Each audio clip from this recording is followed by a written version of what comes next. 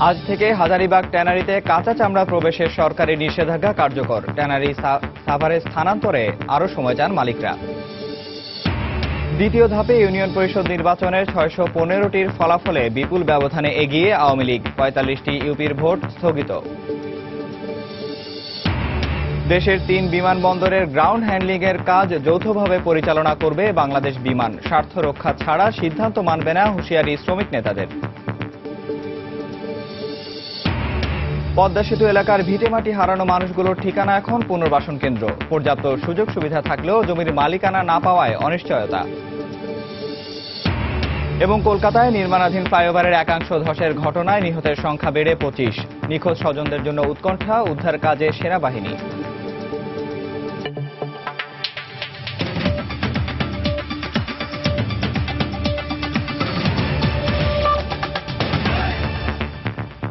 সময় সংবাদের সঙ্গে আছে আমি নিয়ামতুল্লাহ বাবু। আজ থেকে হাজারীবাগের ট্যানারি পল্লীতে আর কোনো কাঁচা চামড়া ঢুকবে না। সব ট্যানারি সাভারে সরিয়ে নেওয়ার লক্ষ্যে গত 20 মার্চ শিল্প মন্ত্রণালয় এমন সিদ্ধান্ত নিলেও এ নিয়ে মিশ্র প্রতিক্রিয়া রয়েছে ট্যানারি মালিকদের। তারা বলছেন, এ ধরনের বিধিনিষেধ আরোপের আগে আরও কিছুদিন সময় দেওয়া দরকার ছিল। ট্যানারি সরাতে প্রয়োজনীয় অর্থ জোগাড় করতে ব্যাংক থেকে এখনও ঋণ সুবিধার নিশ্চয়তা পাননি বলেও দাবি তাদের। তবে এই অভিযোগকে ভিত্তিহীন বলছেন ব্যাংকাররা। জুবায়ের ফয়সালের রিপোর্ট। পরিবেশের উপর ক্ষতিকর প্রভাব বিবেচনায় হাজারীবাগ থেকে ট্যানারি কারখানাগুলো সরিয়ে নিতে চেষ্টা চলছে বহু বছর ধরেই। এমনকি চলতি বছরের শুরু থেকে কারখানা বন্ধের হুঁশিয়ারি, মালিকপক্ষকে আইনি নোটিশ পাঠানো, গ্যাস বিদ্যুৎ সংযোগ বিচ্ছিন্ন করার হুমকি সহ বেশ কিছু কঠোর পদক্ষেপ নিয়েছে সরকার। ট্যানারি সরাতে এবার সরকারের নতুন সিদ্ধান্ত, 1 এপ্রিল থেকে কোনো ধরনের কাঁচা চামড়া ঢুকবে না হাজারীবাগে। তবে ট্যানারি মালিকরা বলছেন, চলমান প্রেক্ষাপটে এমন সিদ্ধান্ত বাস্তবায়ন করা হলে হুমকিতে পড়বে চামড়া ব্যবসা। এমনকি আশঙ্কা রয়েছে বিপুল পরিমাণ চামড়া নষ্ট হওয়ারও। পর্যায়ক্রমে সব ট্যানারি সরিয়ে নিতে আরও সময় প্রয়োজন উল্লেখ করে তারা বলছেন, ঋণ প্রদানে ব্যাংকগুলোর গড়িমসিতেও ক্ষতিগ্রস্ত হচ্ছে চামড়া শিল্প। এইটা হলো পুলিশের পয়সা কামানোর একটা ধান্দা করে দিচ্ছে। এখন জায়গায় জায়গায় ধরবো, টাকা দিব, মাল ঢুকাইব। যাদের বড় বড় ট্যানারি যারা আছে তারা আগে যাক, ওই জায়গাটাকে একটু আবাদ করুক, তারপরে আস্তে আস্তে যারা আছে তারাও চলে যাবে। যেসব প্লটগুলি কাজ শুরু হয়েছে তাদের লোনগুলি রিশিডিউল করে তাদের এগুলো দেওয়া উচিত, কিন্তু সেখানেও ব্যাংকগুলি গড়িমসি করছে। শিল্পের খাতিরে, আমাদের লোকজনের এমপ্লয়মেন্ট জেনারেশনের খাতিরে, রপ্তানির খাতিরে এগুলো ব্যাংকের করা উচিত।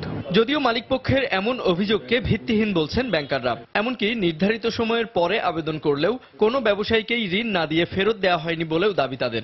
একটা অভিযোগও সত্য না, কারণ ঋণের জন্য তারা আবেদনই করছে গ্রাহকরা অনেক দেরিতে। তাদের ইচ্ছা ছিল যে যেমন আছি তেমন থাকি, হাজারীবাগই থাকি। সুতরাং ব্যাংকের কাছে আবেদন করেছে, ব্যাংক আবেদন প্রত্যাখ্যান করেছে, একটা সিঙ্গেল ইনস্ট্যান্স কিন্তু বাংলাদেশে নাই। সরকার বলছে, এর মধ্যেই বেশ কয়েকটি ট্যানারি মালিককে ক্ষতিপূরণের 40% অর্থ পরিশোধ করা হয়েছে। এরপরও কেউ ট্যানারি স্থানান্তরে ব্যর্থ হলে এপ্রিল থেকেই প্লটের মালিকানা বাতিলের সিদ্ধান্ত বহাল রয়েছে। জুবায়ের ফয়সাল, সময় সংবাদ, ঢাকা। দর্শক, এই মুহূর্তে হাজারীবাগ ট্যানারি এলাকায় আছেন সহকর্মী জুবায়ের ফয়সাল। সরাসরি চলে যাচ্ছি তাদের কাছে। জুবায়ের, এবং এটি মূলত একটি 4 রাস্তার একটি মোড়।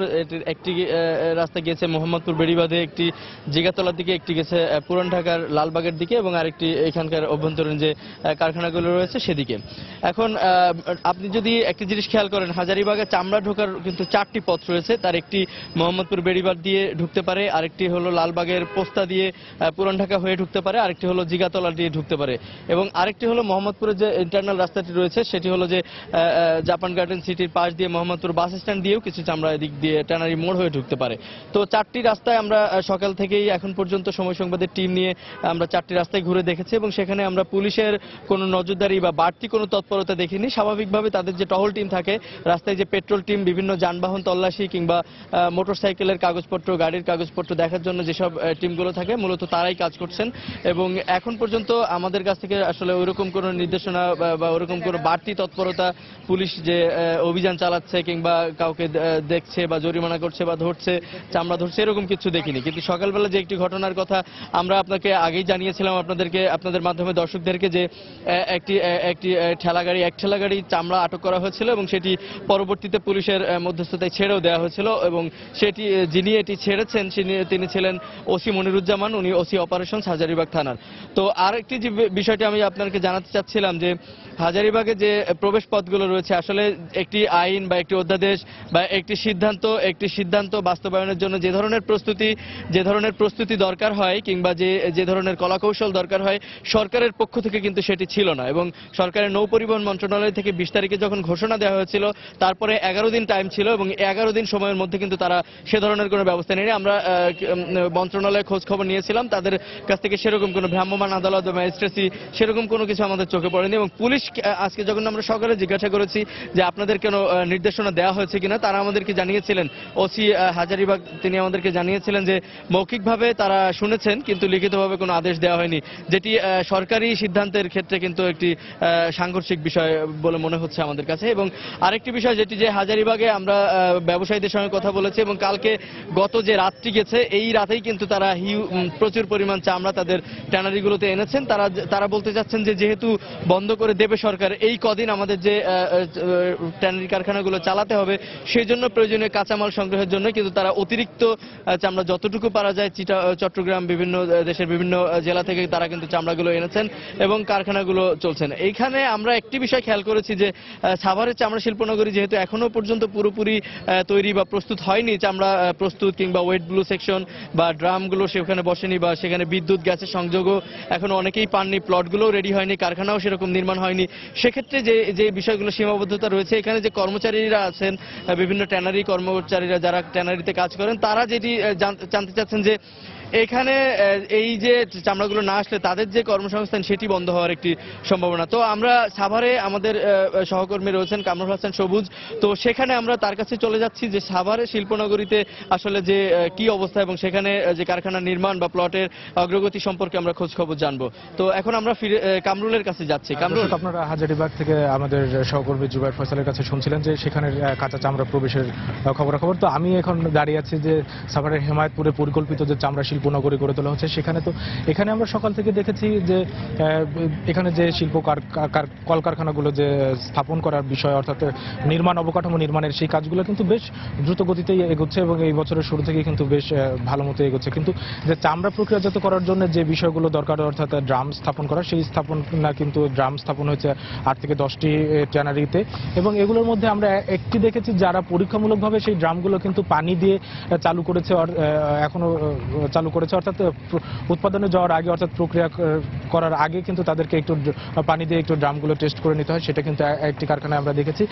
আর অনেক কারখানায় কিন্তু এখনো পানির অর্থাৎ মাটির নিচের যে আন্ডার কনস্ট্রাকশনের কাজ করে যাচ্ছেন। এবং এখানে সবচেয়ে বড় বিষয় যেখানে মন্ত্রণালয় থেকে বারবার নির্দেশনা দেওয়া হচ্ছে, বারবার বলা হচ্ছে কারখানাগুলো চালু করার জন্য, সেখানে এর মধ্যে কিন্তু সিইটিপির যে 2টা মডিউল পরীক্ষামূলকভাবে চালু করা হয়েছে, কিন্তু সিইটিপির সাথে যে ড্রেন সংযোগ সেই সংযোগগুলো কিন্তু কোনো কারখানার সাথেই কিন্তু এখন পর্যন্ত দেওয়া হয়নি। আমরা যতগুলো কারখানার সাথে কথা বলেছি এখানে তারা কিন্তু তেমনটাই বলেছে। এখন এই কারখানাগুলোর সাথে ড্রেনের সংযোগ যদি দেওয়া না থাকে এবং সেই সিটিপির 2টি মডিউল চালু করেও কিন্তু খুব একটা লাভ হবে না, অর্থাৎ এগুলো যদি এই বর্জ্য অর্থাৎ দূষিত পানি যদি মডিউলে গিয়ে না পড়ে তাহলে কিন্তু সেই পরিবেশ দূষণই হবে। যদি চালু করা হয় সরকারি প্রেসারে এবং মন্ত্রণালয়ের নির্দেশ মতো যদি চালু করা হয় তাহলে কিন্তু সেই প্রেসারটাই কিন্তু পড়ে যাবে।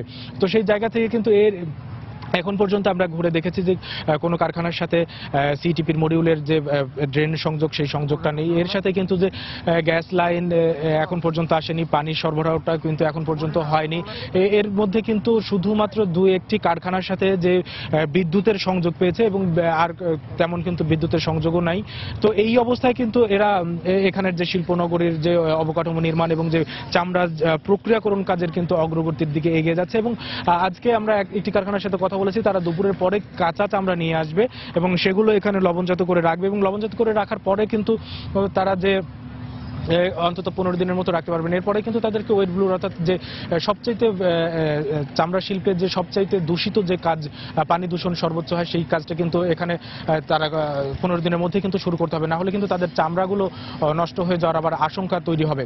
তো এই জায়গা থেকে কিন্তু এখন পর্যন্ত তারা যে সরকারি নির্দেশনা এবং তাদের যে উদ্যোগ সবকিছু কিন্তু যেটা দেখে মনে হচ্ছে যে পরিকল্পিত একটি উদ্যোগ এবং সমন্বিত একটি সিদ্ধান্তর অভাব রয়েছে এখানে। কারণ বারবার যখন একটি এরকম এরকম বড় শিল্প কারখানা স্থানান্তর নিয়ে বারবার যখন সরকারের তরফ থেকে বারবার নির্দেশনা দেওয়া হচ্ছে এবং সেই নির্দেশনা মোতাবেক যারা দু একটি কারখানা এগিয়ে যাচ্ছে তারাও যখন সংযোগ বিভিন্ন ধরনের সংযোগ সুবিধার জন্য প্রোডাকশনে যেতে পারছে না, তারা কিন্তু বারবার কিন্তু বাধার মুখে হচ্ছেন। তো এখন পর্যন্ত যে সাভারের হেমায়েতপুর চামড়া শিল্প নগরীতে এই পর্যন্তই অগ্রগতি আছে, অর্থাৎ দুপুরের পরে হয়তো দু একটি কারখানায় কাঁচা চামড়া আর একটি কারখানায় আসবে, আর কয়েকটি কারখানায় যে লবণ দেওয়া চামড়া সেগুলো রাখা হয়েছে, অর্থাৎ ওয়েট ব্লু করার পরের যে চামড়াগুলো সেগুলো এনে রাখা হয়েছে পরবর্তী প্রক্রিয়া করার জন্য। তো এই ছিল এখন পর্যন্ত সাভারের হেমায়েতপুর পরিকল্পিত চামড়া নগরী থেকে সর্বশেষ খবর।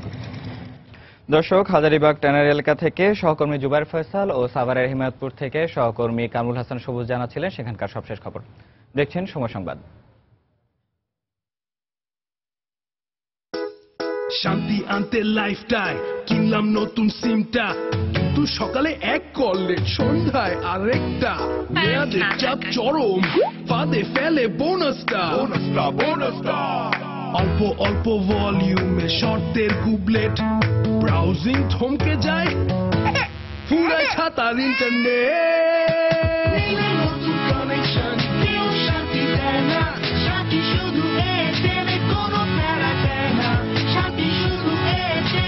কথা আর ইন্টারনেটের বেস্ট অফারের শান্তি শুধুমাত্র এয়ারটেল নতুন প্রিপেইড কানেকশনে। এয়ারটেল, দেশের সেরা স্মার্টফোন নেটওয়ার্ক। দ্বিতীয় ধাপে দেশের 47 জেলার 639টি ইউনিয়ন পরিষদের 615টির ফলাফলে বিপুল ব্যবধানে এগিয়ে আছে আওয়ামী লীগ। 435টিতে আওয়ামী লীগ, বিএনপি 64টি, জাতীয় পার্টি 3টি, 2টিতে জাসদ ও 111টিতে স্বতন্ত্র চেয়ারম্যান প্রার্থী বেসরকারিভাবে নির্বাচিত হয়েছেন। দেশে এবারই প্রথম 6 ধাপে স্থানীয় সরকারের সর্বনিম্ন স্তরের এই নির্বাচন দলীয় প্রতীকে হচ্ছে। দ্বিতীয় ধাপে 684টি ইউনিয়ন পরিষদ নির্বাচনের তফসিল ঘোষণা করা হলেও সীমানা জটিলতা সহ নানা কারণে 45টি ইউপির নির্বাচন স্থগিত করে নির্বাচন কমিশন।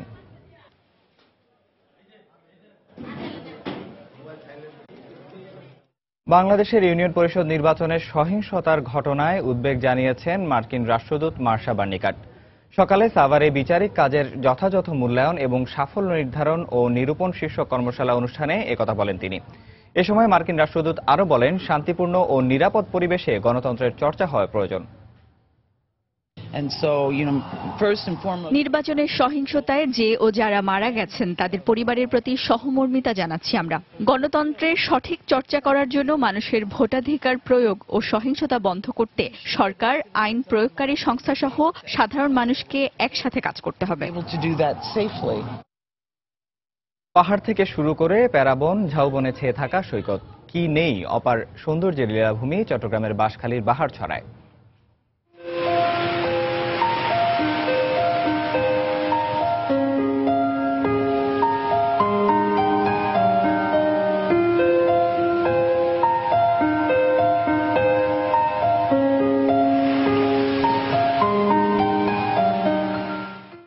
ভ্রমণ পিপাসুদের জন্য আকর্ষণীয় পর্যটন স্পট নিয়ে একটি রিপোর্ট থাকছে সংবাদের শেষ অংশে, দেখার আমন্ত্রণ রইল।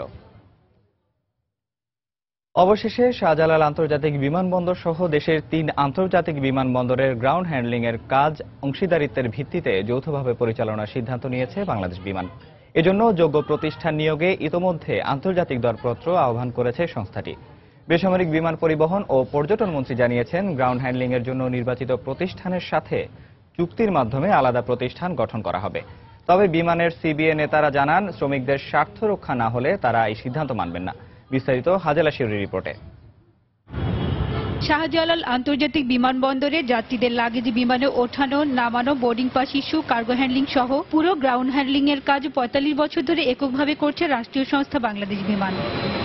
কিন্তু এক্ষেত্রে বিমানের অব্যবস্থাপনা, অদক্ষতা এবং নানা অনিয়মের অভিযোগে ব্যবহারকারীরা দীর্ঘদিন ধরে গ্রাউন্ড হ্যান্ডলিং এর দায়িত্ব বেসরকারি খাতে দেওয়ার দাবি করছিল।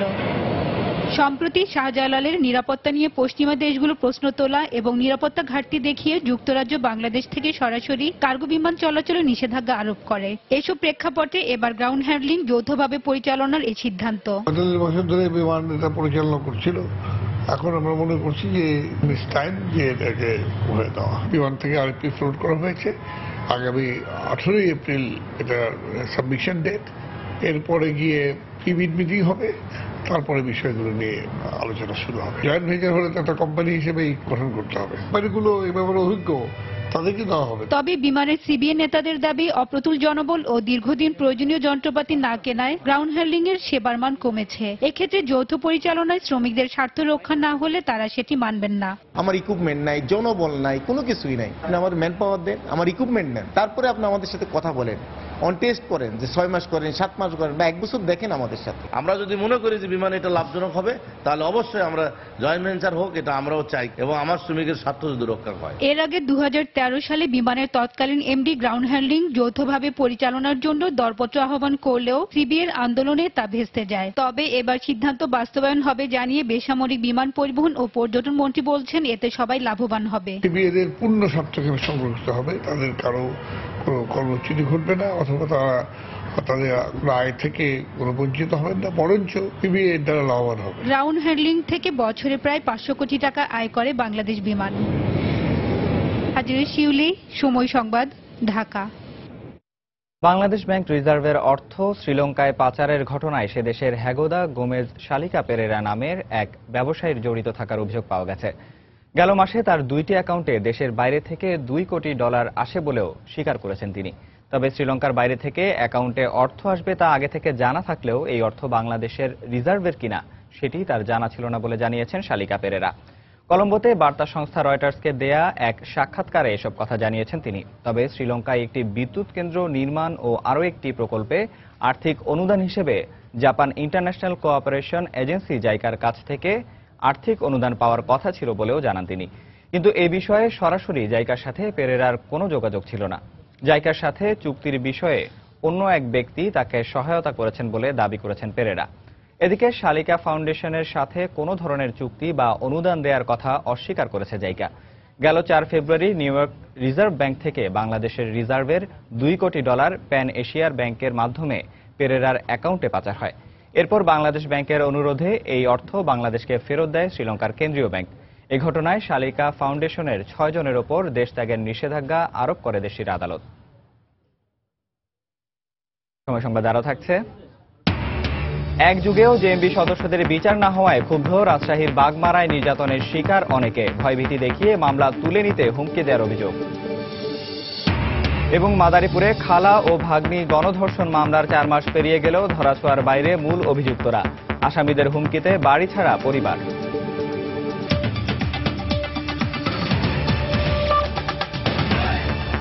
পদ্মা সেতু নিয়ে প্রতি মাসের 1 তারিখে সময় সংবাদে প্রচার হয় বিশেষ রিপোর্ট। তারই ধারাবাহিকতায় আজ থাকছে পদ্মা সেতু পুনর্বাসন প্রকল্প নিয়ে রিপোর্ট। পাল্টে গেছে পদ্মা সেতু এলাকার ক্ষতিগ্রস্ত মানুষের জীবন জীবিকা। প্রকল্প এলাকায় ভিটেমাটি হারানো মানুষগুলোর ঠিকানা এখন পুনর্বাসন কেন্দ্র।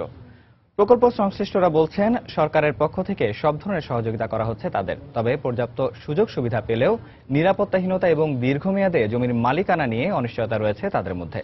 পদ্মা সেতু নিয়ে এহসান জুয়েলের ধারাবাহিক রিপোর্টের আজ দেখুন 17তম পর্ব। ছবি তুলেছেন সাইফুল ইসলাম।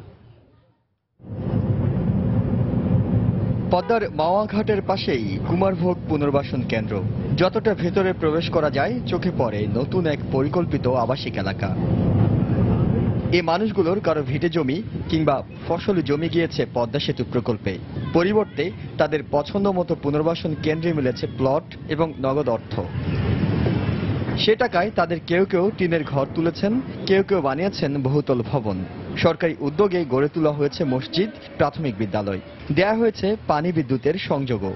আগের সেই চেনা পরিবেশ স্বজন ছেড়ে নতুন এলাকায় নতুন জীবনে অভ্যস্ত হতে শুরু করেছেন তারা। সরকারের কাছে আমরা খুবই সন্তুষ্ট, একটু নিরাপদ করে দিলে একটু সুন্দর হইতো। কদু গাছ, কোমর গাছ, মরিচ গাছ সব আলোডি করে খাইছি। আমরা এখানে পারি না, আজারা খায় আর খালি খায় আর ঘুরি। যারা কাজের আশা করে যায় কিন্তু এরা কাজ দেয় না, এখানকার লোকে নিতে চায় না। সবাই আমরা দেখা যায় ভালো, ভিতরে তো আর ভালো না, উপরে ভালো। কুমারভোগ এলাকায় শিশু কিশোরদের জন্য বানানো স্কুলটিতে রয়েছে সব ধরনের সুবিধা, তবে এখনো চালু হয়নি সেটা। এছাড়া এখানে আসা 3 বছর পর জমির দলিল দেওয়ার কথা থাকলেও সেটা এখনো পাননি তারা। 3 বছরের মধ্যে দলিলটা দেওয়ার কথা আসলো, আমরা দলিলটা পর্যন্ত পাইনি। কাগজটা না দেওয়া পর্যন্ত আমাকে শান্তি লাগতেছে না। আমাকে রেজিস্ট্রি করা হয়ে গেলে আমরা শান্তি। সংশ্লিষ্টরা বলছেন প্রকল্প শেষ হয়ে গেলেও এখানকার মানুষদের কর্মসংস্থানের জন্য দীর্ঘমেয়াদী পরিকল্পনা নেওয়া হবে।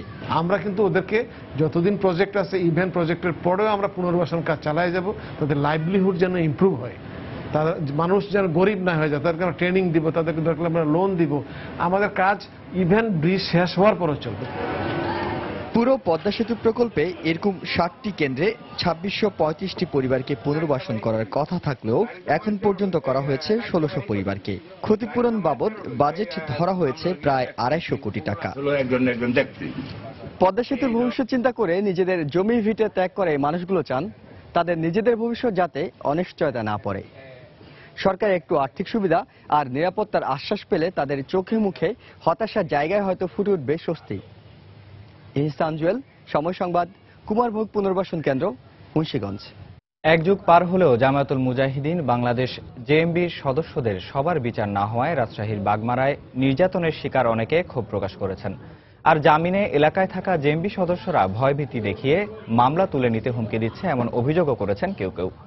তবে আইনশৃঙ্খলা রক্ষা বাহিনী বলছে জেএমবি সদস্যদের মনিটরিং এর মধ্যে রাখা হয়েছে। বাগমারা ঘুরে হাবিবুর রহমান পাপ্পুর তোলা ছবিতে বিস্তারিত সাইফুর রহমান রকির রিপোর্টে। ছেলে ফিরবে এই আশায় এক যুগ ধরে মুসলিম আলী ও তার সহধর্মিনী পথ চেয়ে আছে।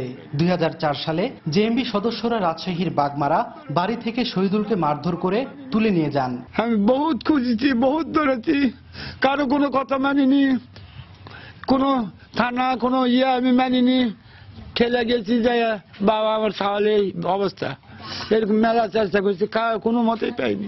এই একটাই দুঃখ আমার ভিতরে যে আমার নাশটা দিলে আমি শান্তি পানুনি। এখনো নিখোঁজ অনেকেই।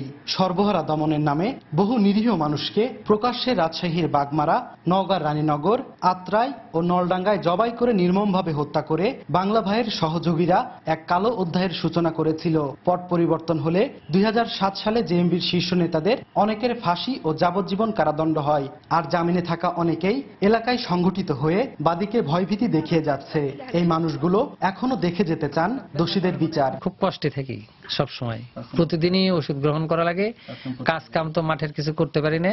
এখনো ভয় ভীতি দেখায় যে সামনে যদি কোনো সরকার ক্ষমতায় পরিবর্তন আসে তাহলে তোমাদেরকে সেভাবে সাইজ করা হবে। এদিকে আইনি জটিলতার কারণে জেএমবির বিরুদ্ধে দায়েরকৃত বাকি মামলাগুলো নিষ্পত্তি হতে সময় বেশি লাগছে বলে জানালেন রাষ্ট্রপক্ষের এই আইনজীবী। সারা বাংলাদেশের জামাত ইসলামের নেতারা জড়িত ছিল রাজশাহীর অনেক মামলাতে। হ্যাঁ, তাদেরকে আবার এই মামলায় সংযুক্ত করে তাদের আদালতে উপস্থাপন করা, এইখানেও বিলম্ব হয়েছিল। এইসব কারণেই কিছু বিলম্ব হয়েছে। আর জামিনে থাকা জেএমবি সদস্যদের উপর বাড়তি নজরদারি রাখার কথা জানালেন আইন শৃঙ্খলা বাহিনীর এই ঊর্ধ্বতন কর্মকর্তা। কেউ কেউ বলছে যে তারা মাথা টানা দিচ্ছে, আমাদের কাছে এ ধরনের কোনো দৃশ্যমান তথ্য নেই। পুলিশ প্রতিনিয়ত আছে, সেখানে নতুন পুলিশ যাওয়া হচ্ছে, আইন শৃঙ্খলা বাহিনী অত্যন্ত তৎপর। বাগমারায় জেএমবির অস্তিত্ব জানান দিতে 2004 সালের এদিন পলাশী গ্রামের মুকুলকে প্রকাশ্য দিবালোকে জবাই করে হত্যা করে। এখনো জেএমবির বিরুদ্ধে প্রায় 20টি মামলা বিচারাধীন রয়েছে। সাইফুর রহমান রকি, সময় সংবাদ, বাগমারা, রাজশাহী। সময় সংবাদে আরো থাকছে। আজ শুরু হচ্ছে স্বাধীনতা কাপ ফুটবল টুর্নামেন্ট। অংশ নেওয়ার অনুমতি চেয়ে বাফুফের কাছে শেখ জামালের আবেদন।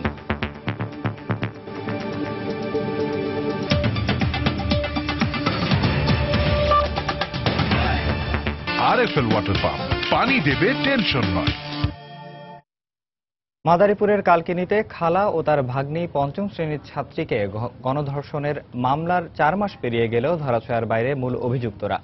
পরিবারের অভিযোগ, প্রভাবশালীদের ছত্রছায়ায় ও পুলিশের সহায়তায় প্রধান অভিযুক্ত আতাউর দর্জি দেশ ছেড়ে পালিয়ে গেছে। আর আসামিদের অব্যাহত হুমকিতে বাড়ি ছাড়া হয়েছেন তারা। পুলিশ এখনও মামলার অভিযোগপত্র আদালতে দাখিল না করায় ক্ষোভ প্রকাশ করেছেন মানবাধিকার কর্মীরাও। সঞ্জয় কর্মকার অভিজিতের তথ্য ও শাহাদাত আকনের ছবি নিয়ে ডেস্ক রিপোর্ট। গত 20 নভেম্বর মাদারীপুরের কালকিনির ডাসার থানার ঘুমগারকুল গ্রামের প্রাথমিক সমাপনী পরীক্ষার এক শিক্ষার্থী ও তার খালাকে এলাকার আতাউর ও তার সহযোগীরা বাড়ি থেকে তুলে নিয়ে গিয়ে গণধর্ষণ করে। গড়িমসি করার পর 5 দিনের মাথায় মামলা নেয় পুলিশ, কিন্তু 4 মাস পেরুলেও এখনো আদালতে অভিযোগ দাখিল করেনি পুলিশ। নির্যাতিত পরিবারের সদস্যদের অভিযোগ, পুলিশের সহযোগিতায় প্রধান অভিযুক্ত আসামি আতাউর বিদেশে পালিয়ে গেছে। তাদের দাবি, আসামিদের অব্যাহত হুমকিতে ঘর ছাড়া তারা। পুলিশরা ফোন দিলে আসামিরা ফোন দিয়া সরাইয়া দিয়া তারা আইতো, আইয়া হুদা বাড়িতে ঘুরে ফিরে হারা চলিয়া যেত। ওদের কারণে বাড়িতে থাকতাছি না, আমাদের পলিয়ে থাকতে হইতাছে। আমরা কি আর বিচার আচার কি পাবো না গরিব মানুষ দেখিয়া? পুলিশের ভূমিকায় ক্ষোভ প্রকাশ করেছেন এই মানবাধিকার কর্মী। মামলা নেওয়া বা চার্জশিট দেওয়া থেকে শুরু করে বিভিন্ন প্রক্রিয়াগুলো অত্যন্ত ধীর লয়ে বা ধীর গতিতে এগোচ্ছে। এই বিষয়ে এই ঘটনার কারণে মানবাধিকার লঙ্ঘিত হচ্ছে। আসামি বিদেশে পালিয়ে যাওয়ার কথা স্বীকার করে পুলিশ জানায়, শিগগিরই মামলার অভিযোগপত্র আদালতে জমা দেওয়া হবে। বিদেশ গেল আসলে একটা নজরদারির বিষয় আসে, যদি তার পাসপোর্ট নাম্বার পাওয়া যেত বা তো এগুলো আমরা পাইনি, এই কারণে আমাদের অজ্ঞাত হয়ে গিয়েছে। দোষী আসামিদের বিরুদ্ধে আমরা দ্রুত সম্ভব অভিযোগপত্র দাখিল করব। ধর্ষণের ঘটনায় 25 নভেম্বর আতাউর দর্জিকে প্রধান আসামি করে অজ্ঞাত আরও 5 জনের বিরুদ্ধে ডাসার থানায় মামলা দায়ের করে নির্যাতিতার পরিবার। এ ঘটনায় বিল্লাল হোসেন নামের একজনকে গ্রেপ্তার করলেও সম্প্রতি জামিনে বেরিয়ে আসে সে। সময় সংবাদ, মাদারীপুর। সাতক্ষীরায় বাবুল আক্তার নামে মাদ্রাসার এক শিক্ষককে কুপিয়ে হত্যা করা হয়েছে। গতকাল বিকেলে শ্যামনগর উপজেলার নূরনগর এলাকায় এ ঘটনা ঘটে। পুলিশ ও এলাকাবাসী জানান, নূরনগর মহিলা দাখিল মাদ্রাসার সুপার মাওলানা বাবুল আক্তার মাদ্রাসা ছুটি হলে বাড়ি ফিরছিলেন। এ সময় পথেই তাকে দা দিয়ে কুপিয়ে হত্যা করা হয়। স্বজনদের অভিযোগ, মাদ্রাসার দপ্তরি পদে চাকরি না দেয়ায় নৈশ প্রহরী আবুল কালাম গাজী তাকে হত্যা করেছে। এ ঘটনার পর নৈশ প্রহরী আবুল কালাম গাজী পলাতক রয়েছে। ভারতের কলকাতায় নির্মাণাধীন বিবেকানন্দ ফ্লাইওভারের একাংশ ধসে পড়ে নিহতের সংখ্যা বেড়ে দাঁড়িয়েছে 25 জনে। এ ঘটনায় আহত হয়েছেন শতাধিক। ধ্বংসস্তূপের নিচে আটকে পড়াদের উদ্ধারে কাজ করছে দমকলকর্মী ও সেনাবাহিনী। দুর্ঘটনার পর ঘটনাস্থলে ছুটে যান রাজ্যের মুখ্যমন্ত্রী মমতা ব্যানার্জি। ওয়াশিংটনে সফররত ভারতীয় প্রধানমন্ত্রী নরেন্দ্র মোদী ঘটনায় নিহতদের স্বজন ও আহতদের প্রতি সমবেদনা জানিয়েছেন। এদিকে দুর্ঘটনার পর নির্মাণ কাজের দায়িত্বপ্রাপ্ত IVRCL কোম্পানির বিরুদ্ধে মামলা করার পাশাপাশি তাদের 3টি কার্যালয় বন্ধ করে দেওয়া হয়েছে। কলকাতার বিভিন্ন হাসপাতালে ভিড় করছেন গণেশ টকিজ এলাকায় নির্মাণাধীন বিবেকানন্দ ফ্লাইওভার ধসে পড়ার পর নিখোঁজদের স্বজনরা। তাদের সবার চোখে মুখে উদ্বেগ আর উৎকণ্ঠা, জানার ব্যাকুলতা কি ঘটেছে তাদের স্বজনদের ভাগ্যে। আমার বোন দুর্ঘটনার পর নিখোঁজ। ঘটনার পর থেকে আমি তার খোঁজ নেয়ার চেষ্টা করছি, কিন্তু কেউ কিছু জানাতে পারছেন না। সে এখানে হাসপাতালে আছে নাকি সেতুর নিচে আটকা পড়ে আছে। বৃহস্পতিবার দুপুরে গণেশ টকিজ এলাকায় নির্মাণাধীন বিবেকানন্দ ফ্লাইওভারের একাংশ ধসে পড়ে। এতে হতাহত হয় বহু মানুষ। দুর্ঘটনার পর হতাহতদের উদ্ধারের প্রশাসনের পাশাপাশি কাজ করছে স্থানীয়রাও। আহত ব্যক্তিদের কলকাতার বিভিন্ন হাসপাতালে ভর্তি করা হয়েছে। এদিকে দুর্ঘটনার পর পূর্ব নির্ধারিত সব সভা বাতিল করে ঘটনাস্থলে ছুটে যান রাজ্যের মুখ্যমন্ত্রী মমতা বন্দ্যোপাধ্যায়। এই দুর্ঘটনার জন্য দায়ীদের শাস্তি দেওয়ার পাশাপাশি হতাহতদের পরিবারের পাশে দাঁড়ানোর আশ্বাস দেন তিনি। এই যে ব্রিজটা যেটা ভেঙে পড়েছে, এটা খুবই দুর্ভাগ্যজনক ঘটনা, আনফরচুনেট। এবং এটা 2009 সালে গভর্নমেন্টের আমলে এটা টেন্ডার দেওয়া হয়েছিল। IVRCL একটা কোম্পানিকে হায়দ্রাবাদ বেস্ট 164 টাকার অর্ডার দেওয়া হয়েছিল। এবং তারপর আমাদের কাছে কমপ্লেন আসার পর আমরা বারবার ওদের কাছে প্ল্যানিং চাই, কিন্তু ওরা আজ পর্যন্ত আমাদের প্ল্যানিং দেয়নি বলে এটা কমপ্লিট হচ্ছিল না। যাই হোক, যা ঘটেছে তো কোনো ক্ষমা নেই। যারা দোষী তারা অ্যারেস্ট হবে এবং স্ট্রিংজেন্ট অ্যাকশন নেওয়া হবে। হতাহতদের পরিবারকে ক্ষতিপূরণ দেওয়ার ঘোষণা দেওয়া হচ্ছে সরকারের পক্ষ থেকেও। যারা মারা গেছেন 5 লক্ষ টাকা করে তাদের পরিবারকে দেওয়া হবে। যারা ইনজুয়ার্ড আছেন সিরিয়াস, তাদের 2 লাখ দেওয়া হবে এবং 1 lakh for less serious injuries. এটা আমরা সরকার, cost of treatment will be free. Government যে হাসপাতালে যাক, গভর্নমেন্ট পুরোপুরি, প্রাইভেটে হোক কি গভর্নমেন্টে হোক, সেই কস্টটা পুরোপুরি রিইম্বার্স করবে গভর্নমেন্ট।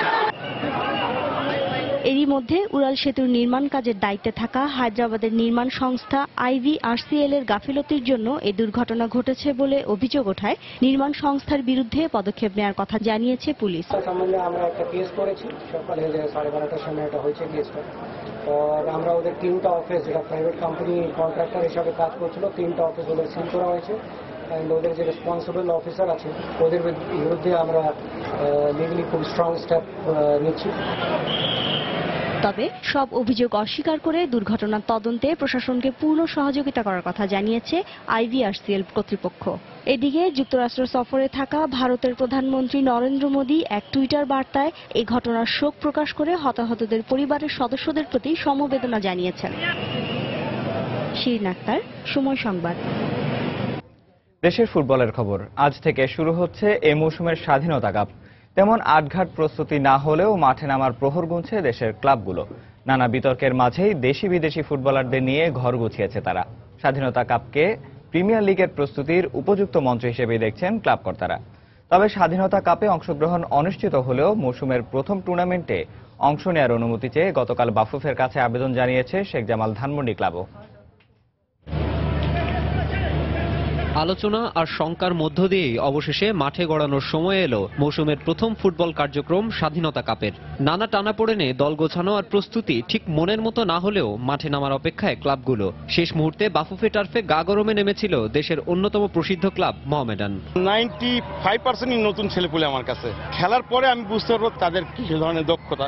এদিকে চুক্তি প্রক্রিয়া জটিলতায় আলোচিত দেশি ফুটবলারদের নিয়ে শেখ জামালের সঙ্গে বড় দ্বৈরথটা চট্টগ্রাম আবাহনীর। তারপরও প্রধান কোচ জোসেফ প্যাভলিকের অধীনে আব্বাস ইনুসা, তারেক আল জানাবিদের মতো বিদেশি খেলোয়াড়দের কাঁধেই আস্থার মশাল তুলে দিয়েছে ক্লাব কর্তারা। অন্যদিকে মান্নাফ রাব্বি, কমল ইমরুলদের সঙ্গে দলের নতুন বিদেশি খেলোয়াড়দের নিয়ে চমক দেখানোর অপেক্ষায় ব্রাদার্স ইউনিয়ন। 5টা ভাইটাল প্লেয়ার আপাতত খেলতে পারতেছে না বিচারাধীন বিষয় বলে, তো স্বাভাবিকভাবে এখানে শক্তি তো একটু হেরফের হবেই। তারপর আমি আশাবাদী সার্বিকভাবে আমার অন্যান্য খেলোয়াড়রাও আছে। 3 জন বিদেশি প্লেয়ার অলরেডি আমরা কনফার্ম করেছি, আডু ইব্রাহিম, চিকোজি আর হেনরি। স্বাধীনতা কাপ এর মধ্যে শুরু হচ্ছে, সেক্ষেত্রে আমাদের একটা স্কোপও আছে বিদেশি প্লেয়ার দেখার। তবে সবচেয়ে বড় আলোচনার নাম শেখ জামাল ধানমন্ডি ক্লাব। আদালতের রুলের পর আলোচিত 8 ফুটবলারকে নিজেদের দাবি করে বাফুফের কাছে স্বাধীনতা কাপে অংশগ্রহণের অনুমতি চেয়েছে আসরের বর্তমান চ্যাম্পিয়নরা। শেখ জামালকে অন্তর্ভুক্ত করে পুনরায় টুর্নামেন্টের সূচি নির্ধারণের দাবিও জানায় ক্লাব কর্তারা। মহামান্য আদালতের নির্দেশের পরে আমরা আমাদের প্লেয়ার ফেরত দেবে, এখন আমরা ফুটবল খেলবো এবং আমরা এই ইন্ডিপেন্ডেন্ট কাপ তো খেলবো। এর পরবর্তী পর্যায়ে যত রকম খেলাধুলা আছে সব খেলাধুলায় অংশগ্রহণ করবেন। হাইকোর্ট রায় দিয়েছে, এই রায় বাদ দিয়ে আমাদেরকে বাদ দিয়ে তারা খেলবে, কি করে খেলবে? বর্তমানে দেশের ফুটবলীয় পরিবেশ বেশ ঘোলাটে। তবুও স্বাধীনতা কাপের মধ্য দিয়ে মৌসুম শুরু হচ্ছে। এটি যেন হতাশায় ডুবে থাকা ফুটবল পাড়ায় নিয়ে এলো প্রাণের সঞ্চালন। মাকসুম আলম খান, সময় সংবাদ, ঢাকা।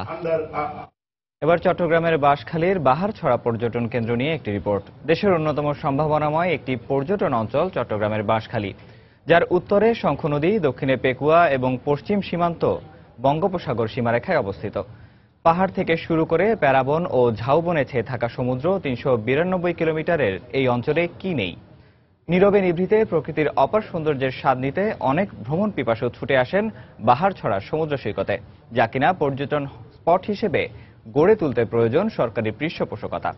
চট্টগ্রাম থেকে ফিরে সাইদুল ইসলামের তোলা ছবিতে বিস্তারিত জানাচ্ছেন সাইফুল রুদ্র। উপকূলীয় অঞ্চলের 31 কিলোমিটার এলাকা জুড়ে রয়েছে পাহাড় ও বনাঞ্চল, আছে জলকদর খাল, ফলে পূর্ব ও পশ্চিমের বিশাল এলাকা জুড়ে চোখে পড়বে সোনালী ধানের ক্ষেত। এসব পেরোলেই দেখা মিলবে মাথা উঁচু করে দাঁড়ানো ঝাউবন ঘেঁষা বেড়িবাঁধের। উপজেলার এই উত্তর দক্ষিণ অংশ জুড়ে বালুকা বেলা রয়েছে প্রায় 37 কিলোমিটার দীর্ঘ বিস্তৃত সমুদ্র সৈকত। অনেকের দেখা না মিললেও বাহারছড়ার এই সমুদ্র সৈকতে কেউ কেউ আসেন তীরভাঙা ঢেউ আর সাগর জলে ভাসা জেলে নৌকায় দ্বীপজলা সন্ধ্যার সুধা পান করতে। কুয়াকাটাতে হচ্ছে পুরোটাই বালি আর নিজম দ্বীপে হচ্ছে অনেক বেশি কাদা। এখানে বালি, কাদা এবং গাছের একটা ডিফারেন্ট একটা মিশ্রণ আছে। আমার বাচ্চারাও তারা এনজয় করতেছে, সমুদ্রে তারা গোসল করতেছে, লাফালাফি করতেছে। নোনা পানি, মিঠা পানি, ওই থেকে আসার সময় প্রচুর ধান খেত দেখে আসলাম। এটাকে প্রচার করা উচিত, মানুষের সামনে তুলে ধরা উচিত। দর্শনার্থীদের পাশাপাশি এখানে বেড়াতে আসেন স্থানীয়রাও। প্রতিদিন বেড়াতে আসি, শুক্রবারে অনেক লোকজনের ভিড় থাকে। এখানে অনেক লোকজন থাকে এবং ঈদের চানে বেশি হয়। এখানে অনেক মাছ পাওয়া যায়, আমরা প্রতিদিন এখানে এসে অনেক মাছ পাই। পর্যটকদের মতে অন্যান্য সমুদ্র সৈকতের তুলনায় এই সৈকত অনেকটাই নীরব। একই আঙিনায় পাশাপাশি দেখা মিলবে পাহাড়ি অঞ্চল, উপকূল ঘেঁষা উর্বর সমতল। প্রাকৃতিক সৌন্দর্যের অপার লীলাভূমি বাংলাদেশ, যার আনাচে কানাচে ছড়িয়ে ছিটিয়ে আছে হাজারো দর্শনীয় স্থান এবং অদেখা জায়গা। ঠিক তেমনি একটি জায়গা হচ্ছে চট্টগ্রামের বাঁশখালী উপজেলার বাহারছড়ার সমুদ্র সৈকত। বাংলাদেশ ট্যুরিজম বোর্ড এবং পর্যটন কর্পোরেশনের সহযোগিতা পেলে এই জায়গাটিও হয়ে উঠতে পারে অন্যান্য স্থানগুলোর মতো একটি দর্শনীয় স্থান, যেখানে আপনিও পারেন আপনার পরিবারের সবাইকে নিয়ে এসে বেরিয়ে যেতে। চট্টগ্রামের বাঁশখালী উপজেলার বাহারছড়া সমুদ্র সৈকত থেকে সাইফুল রুদ্র, সময় সংবাদ, চট্টগ্রাম। এ পর্যায়ে শীর্ষ সংবাদ জানিয়ে দিচ্ছি আরেকবার। আজ থেকে হাজারীবাগ ট্যানারিতে কাঁচা চামড়া প্রবেশের সরকারি নিষেধাজ্ঞা কার্যকর। ট্যানারি সাভারে স্থানান্তরে আরও সময় চান মালিকরা। দ্বিতীয় ধাপে ইউনিয়ন পরিষদ নির্বাচনের 615টির ফলাফলে বিপুল ব্যবধানে এগিয়ে আওয়ামী লীগ। দেশের 3 বিমানবন্দরের গ্রাউন্ড হ্যান্ডলিংয়ের কাজ যৌথভাবে পরিচালনা করবে বাংলাদেশ বিমান। স্বার্থ রক্ষা ছাড়া সিদ্ধান্ত মানবে না, হুঁশিয়ারি শ্রমিক নেতাদের। পদ্মা সেতু এলাকায় ভিটেমাটি হারানো মানুষগুলোর ঠিকানা এখন পুনর্বাসন কেন্দ্র। পর্যাপ্ত সুযোগ সুবিধা থাকলেও জমির মালিকানা না পাওয়ায় অনিশ্চয়তা। এবং কলকাতার নির্মাণাধীন ফ্লাইওভারের একাংশ ধসের ঘটনায় নিহতের সংখ্যা বেড়ে 25। নিখোঁজ স্বজনদের জন্য উৎকণ্ঠা, উদ্ধার কাজে সেনাবাহিনী। দর্শক, এই ছিল এখনকার মতো। যে কোনো খবর পেতে ভিজিট করুন সময়নিউজ.tv। যে কোনো বাংলা লিংক, রবি ও সিটিসেল নাম্বার থেকে সময় সংবাদের খবর, অনুষ্ঠান সম্পর্কে জানতে এবং যে কোনো তথ্য সময় সংবাদকে জানাতে ডায়াল করুন 16242 নাম্বারে। এছাড়া এই মাত্র পাওয়া খবর আপনার মোবাইলে পেতে SMS করুন *SN লিখে পাঠিয়ে দিন 16242 নাম্বারে। সঙ্গে থাকুন সময়ের।